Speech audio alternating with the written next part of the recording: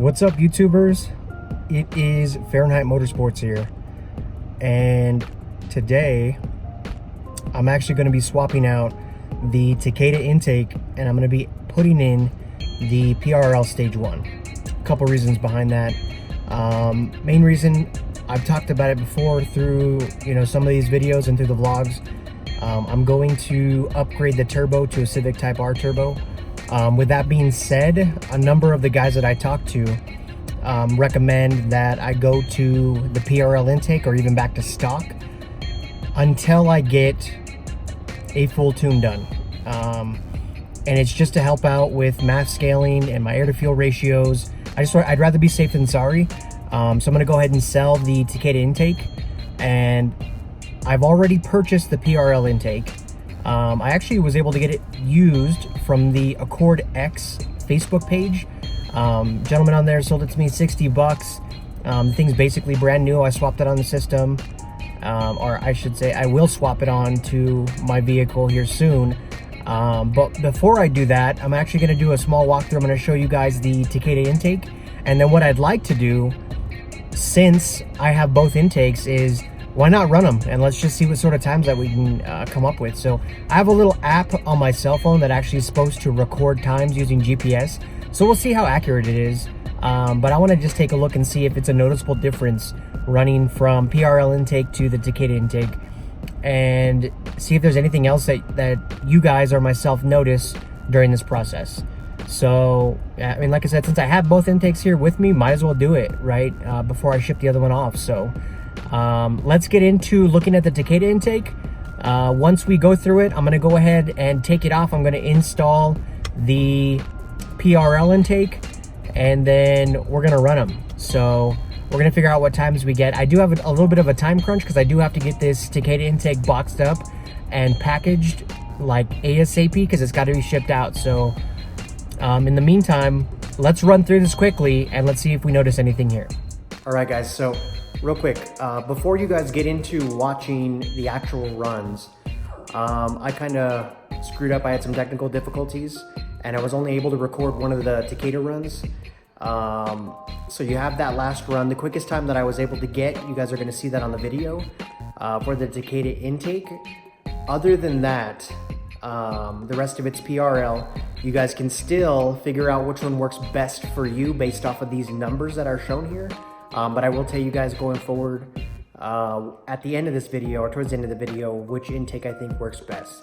So just keep watching. I just wanted to give you a quick heads up before you get through it. I was not able to record all the Takeda runs, but I did get the best time down. So that's the one that you guys really want to see anyways. So just watch and see what happens. All right, guys, so we're ready to record. I have the app ready to go. I'm just gonna make sure that it's secure. I do have it on sport mode, but it's a stage 2 tune. It doesn't affect anything other than like the gearing and responsiveness.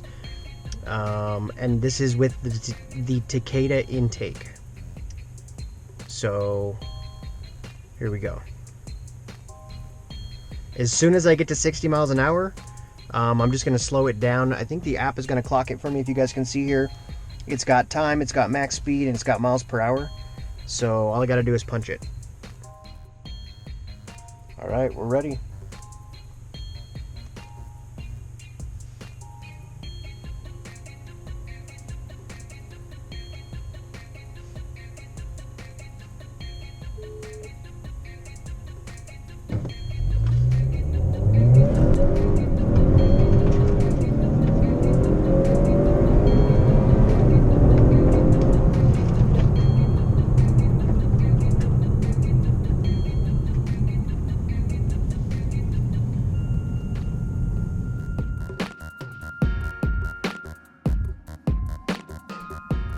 So when we get into systems like this, or like the PRL one, they are designed to lower your intake temperatures, right? So compared to, like I said, the open filter element that is just sitting in your engine bay next to your hot motor and your hot turbo, it's sucking in hotter air. So the design is supposed to lower your intake temperatures, thus giving you more power. So that's just a small spiel about that. So what I'm gonna do is I'm gonna go ahead and disassemble this whole system here. and I'm going to go ahead and install the PRL system. I'm going to do that off camera. It should be very quick, and then we're going to go ahead and talk about the PRL intake system and, you know, obviously the pros and cons versus the Takeda. All right, guys, so now we're going to take a look at the PRL intake. So I did install the PRL intake.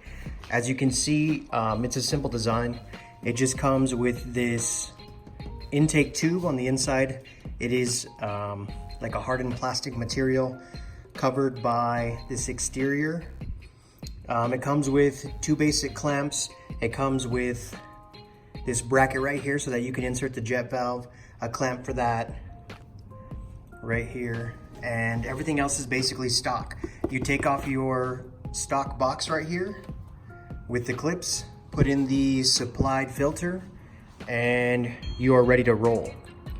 So what we're gonna do is, since I have the capability of testing both of these intakes, we're gonna go take this one for a ride, and we're gonna see what kind of numbers we can pull out of the PRL. All right, guys, we're ready to rock and roll. Car's in sport mode, just a little bit over half a tank.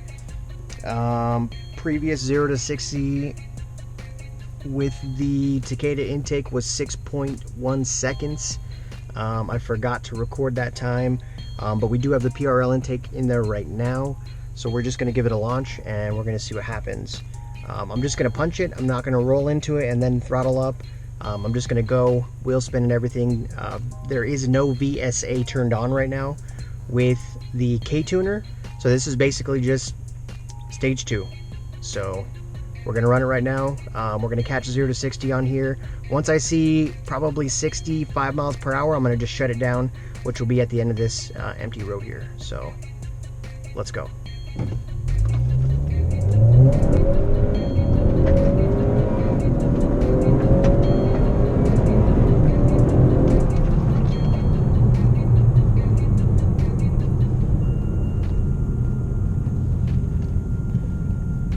And our time is 6.3 seconds for the PRL intake.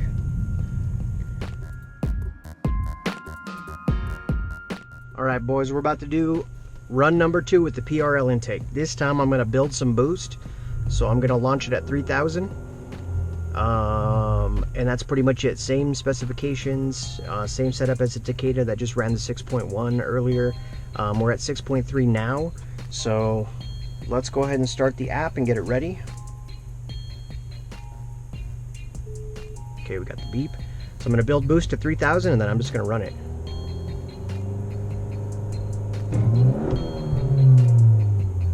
But it would help if I was not in park. So let's do that again.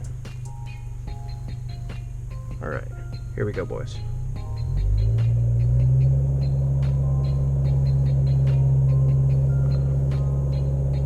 It's only letting me go to 2,000 RPM. So here we go, 3, 2, 1.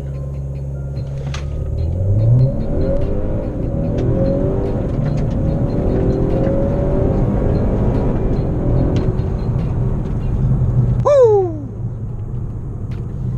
And look at that, 5.8 seconds. Building boost under 2,000 RPM.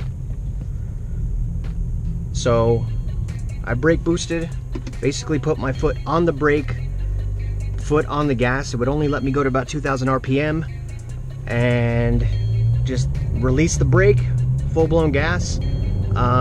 It did launch a little bit quicker. Obviously you can see the difference from 6.3 to 5.8. That's a pretty big deal, but that's not bad for the PRL intake, 5.8 seconds. So I'm gonna run it one more time. I'm gonna do one more brake launch, brake assisted launch, and then we're gonna go from there.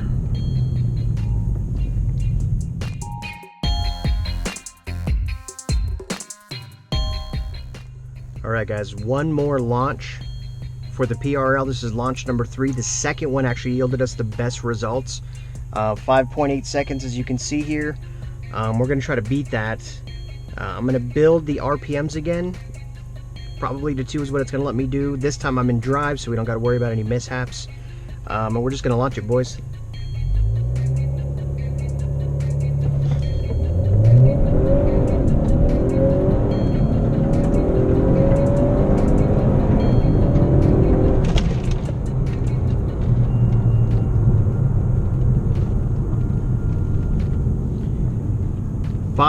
5.6 seconds, and I accidentally hit the brake with my left foot, so that fucked me up at the end, but 5.6 seconds. What do y'all think? It's getting faster. Let me know if you guys notice anything. Everything's the exact same. I mean, obviously the engine and the car and the turbo are getting hotter, doing back-to-back runs, sitting out here in the middle of nowhere. RPMs, it was building boost like nothing. You could see it on the gauge, and it's just a matter of releasing it. I got a little excited at the end when I passed 60. I actually used my left foot was still in the brake, so I tapped it and it kind of brake checked me. Oops. But 5.6 seconds, guys. That's not bad. I mean, all right, guys. Last run of the day on the PRL intake. It just keeps getting better. I ran it a couple of times on the Takeda intake, and I promise you the best run that I got was 6.1. So, with that being said, and I'm going to be 100% honest with you, I did try to launch it. I did try to do the brake boost, and 6.1 was the best that I could get, and I thought that's probably was going to be identical for the PRL. But as you can see here, 5.6 seconds is the quickest 0 to 60 I've gotten so far. Now, if you compare that with the VSA, and for those of you that don't know what VSA is, it's basically K-Tuner's built-in like traction control, launch control for you. It's super helpful for us 10-speed automatics because it allows you to launch with full pedal down and not lose any traction, because you guys already know it's like max torque with this thing. So with that being said, it could get faster. So we're gonna do it one more time. We're gonna see if we can beat 5.6 seconds.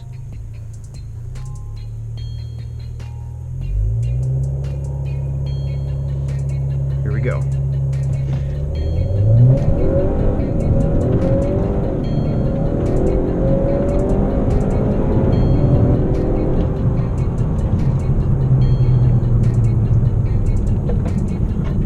The brakes are hot. Let's see what we got. 6 seconds. 6 seconds. So we slowed down there, boys. We slowed down.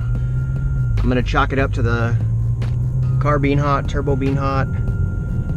I don't know. Probably a multitude of factors there, but as you guys could see from the run, the data tells us 5.6 seconds on the PRL versus 6.1 for the Takeda intake. Now, the age-old debate that you'll see on the Accordex forums is just the MAF scaling that can happen with those aftermarket intakes. I don't know enough about MAF scaling to be able to talk to you guys about it in detail, but I do know that it obviously affects your air-fuel ratios, and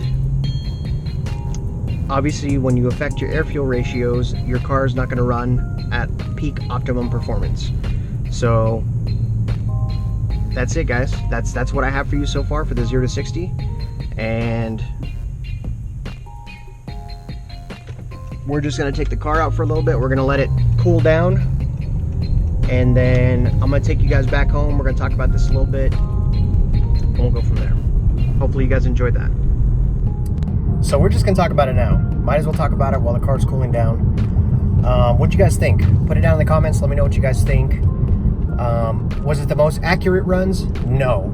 But a lot of you guys have asked me for baseline runs with the Takeda intake. I'm sure somewhere down the line with other users, you guys have asked for 0 to 60 times with the PRL intake.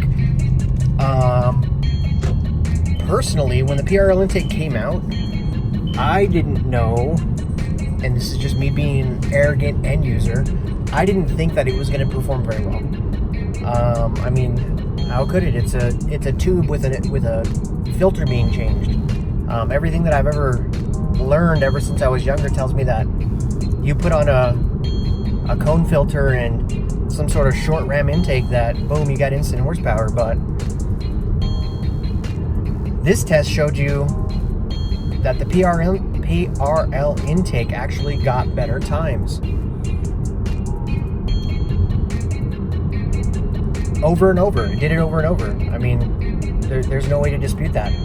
I have the record showing the Takeda intake didn't drop below 6 one time. It was 6.3, 6.1, and even a 7-second run at one point versus the PRL intake. So 5.6 seconds is pretty dang good. I mean, those are times that you quote like Subaru STIs, GTR times. Just kidding. But for our big, sluggish family car, I think it did pretty good. Now, again, the modifications I have to my car, performance-wise, as of right now, driving in this video, is the PRL intake with the high-performance flow filter. I have the K-Tuner Stage 2 tune running 91 gas, no octane booster.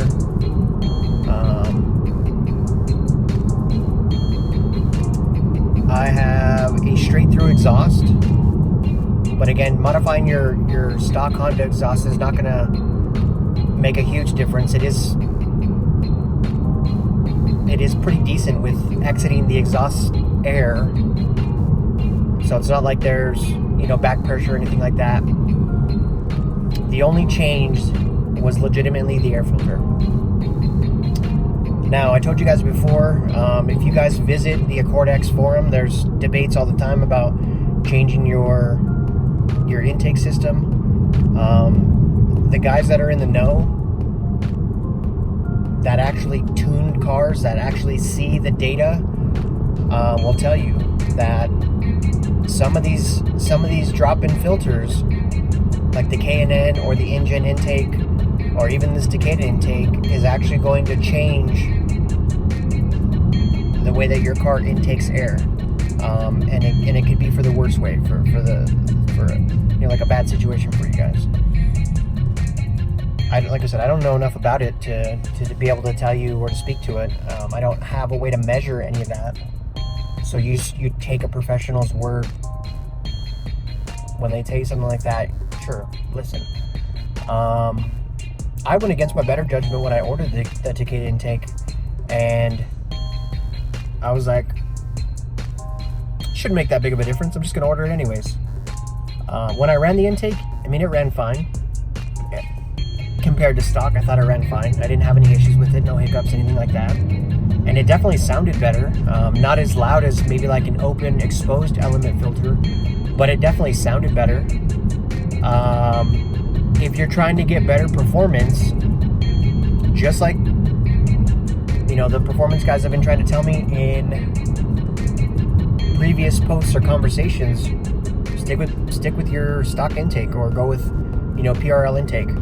And obviously we just proved that right now.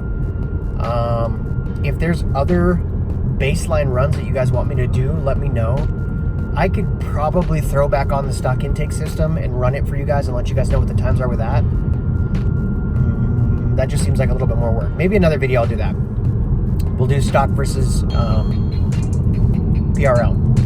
Leave me a comment down below. Let me know what you think. I know there's going to be a lot of you guys probably saying stuff in the comments about how I filmed it or about recording the time. It's just to give you an idea. So, I mean, if you guys have other ideas or things that you want me to record, let me know. I like to do this stuff for not only myself, but for you guys too, as a form of entertainment, give you guys something to watch. But I'm open to suggestions. So, in the meantime, that's what I got for you today. But this is Fahrenheit Motorsports. Appreciate you guys watching. Don't forget to like, comment, and subscribe. If you haven't subscribed, subscribe, because I got some big things coming up. And for those of you AccordX owners, if you want walkthrough step-by-step videos on some of the harder things to do, those will be coming up. So that's it, guys. Hopefully you guys are enjoying your vehicles, but until next time, See you soon.